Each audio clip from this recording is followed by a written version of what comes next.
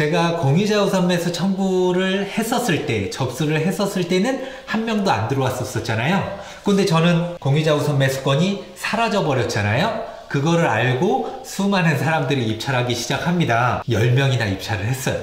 10명이나. 그래서 1등이 4,500만 원으로 낙찰을 받았습니다.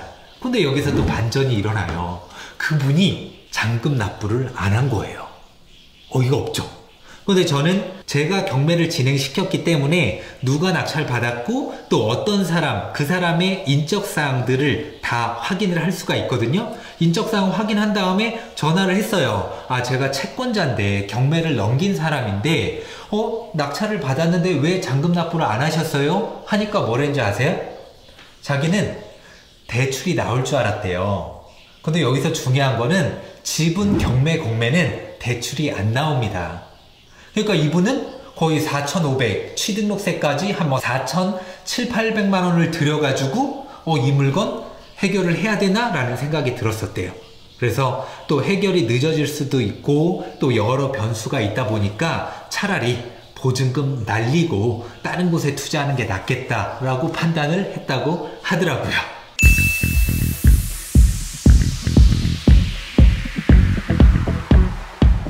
그리고 한 달 반 정도 뒤에 또 해당 물건이 법원 경매에서 진행이 됐을 거 아니에요. 이때는 또 몇 명이 입찰을 했냐?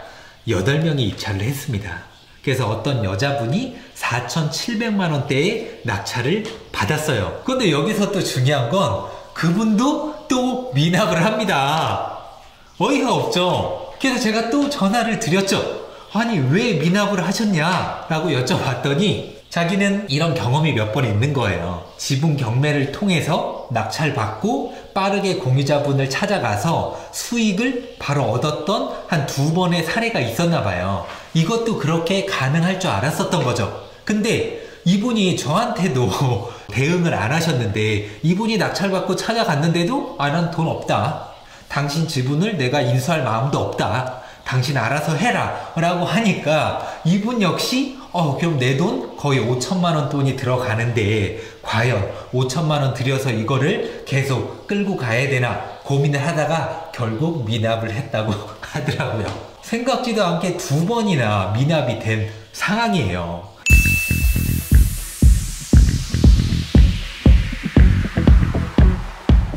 또 2022년 6월 22일 날 3번째 입찰 기일이 잡혀요. 이때는 몇 명이 입찰을 했나? 6명이 입찰을 했습니다. 그런데 1등 가격이 6천만 원인 거예요. 그동안에는 4,500만 원대, 4,700만 원대였는데 근데 1등이 너무 크게 적은 거죠. 그래서 또 확인을 해보니까 채무자분, 그러니까 2분의 1 공유자분의 아들이 입찰을 한 거예요. 근데 여기서 또 반전이 일어납니다. 제가 그 입찰서에 적혀있는 전화번호로 전화를 했죠. 그 전화번호가 누구였냐? 2번째 낙찰 받았다가 미납하신 분의 전화번호가 적혀 있는 거예요. 그래서 이게 무슨 상황이지?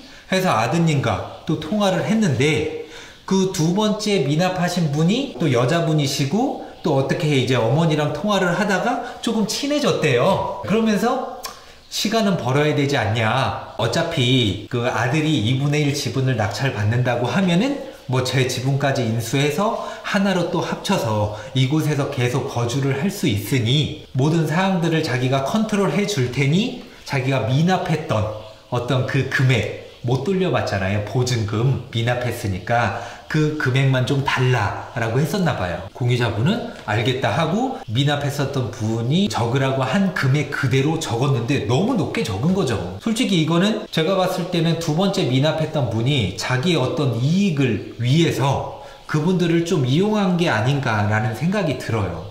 그래서 제가 이야기를 했죠. 선생님, 저랑 이야기하면 뭔가 해결이 빨리 되고 제대로 될 텐데 자꾸 다른 사람의 이야기를 듣고 그 사람 말대로 하니까 일이 꼬여버리고 또 너무 높게 낙찰받은 거 아니냐 라고 했더니 자기도 그런 거 같대요. 근데 결국에는 높게 낙찰받았다고 했잖아요.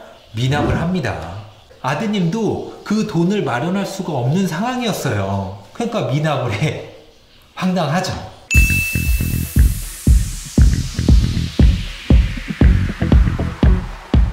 또 2022년 10월 세 번째 미납하고서 거의 4개월 뒤에 물건이 다시 나왔어요.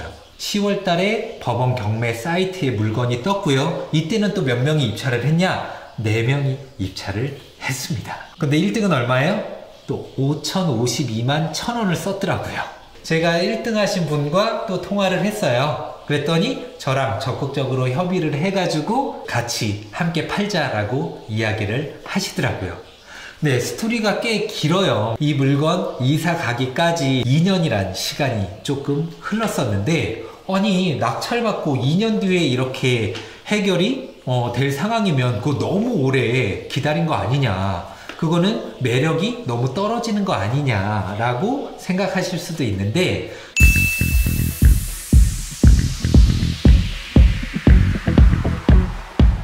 저는 2년 동안 뭐가 계속 쌓였을까요? 부당이득 월 40만원씩 계속 쌓이고 있었던 거예요. 요거는 사라지는 돈이 아닙니다. 그래서 지금까지 얼마가 쌓였어요? 1,440만원이 쌓여서 제가 촬영일 기준 어제 드디어 입금을 받았어요. 1,440만원을. 기다릴 마음, 어떤 여유가 있을 수밖에 없죠. 왜냐? 4,600만원 투자해서 월 40만원씩 계속 받은 거나 마찬가지란 말이에요. 수익률로 치면 굉장히 높죠. 지분 경매 공매의 이게 가장 큰 매력이에요. 기다리더라도 그냥 기다리지 않습니다. 계속해서 내가 받을 수 있는 금액이 시간이 흐를수록 계속 쌓여 나갑니다. 또 매도를 하게 됐을 때 시세 차이가 없고 일석이조의 투자법이 바로 지분 경매 공매입니다.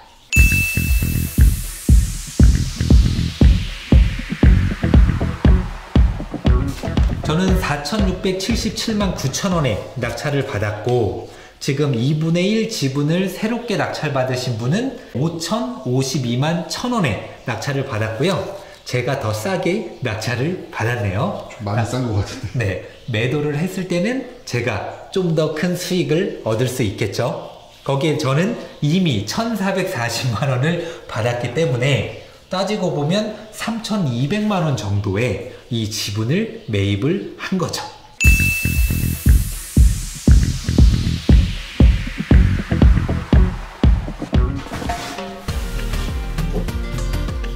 선생님, 로고 같은 경우에 지금 합판으로 되어 있는 것 같잖아요.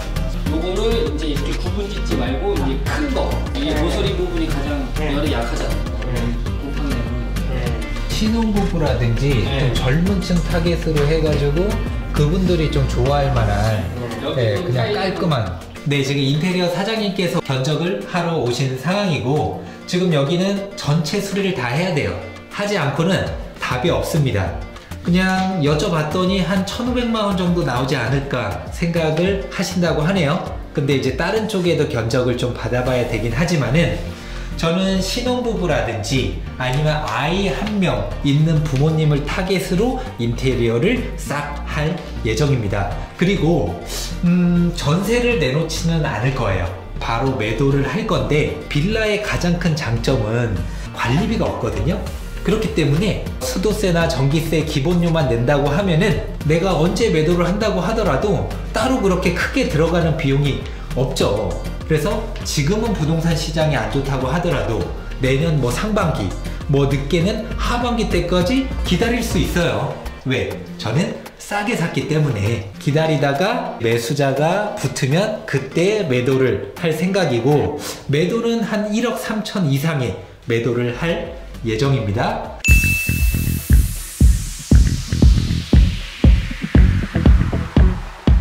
제가 이 물건을 낙찰받은 이유가 있을 거잖아요. 썩은 빌라고 동네가 좋은 곳도 아니고, 제가 이 물건 낙찰받은 가장 큰 이유는 가격이 매력적이어서 그렇습니다. 그리고 여기는 방을 3개 또는 2개로 만들 수가 있는데, 방 3개에 그나마 화장실 하나짜리 물건은 아파트를 조금이라도 대체를 할 수가 있어요.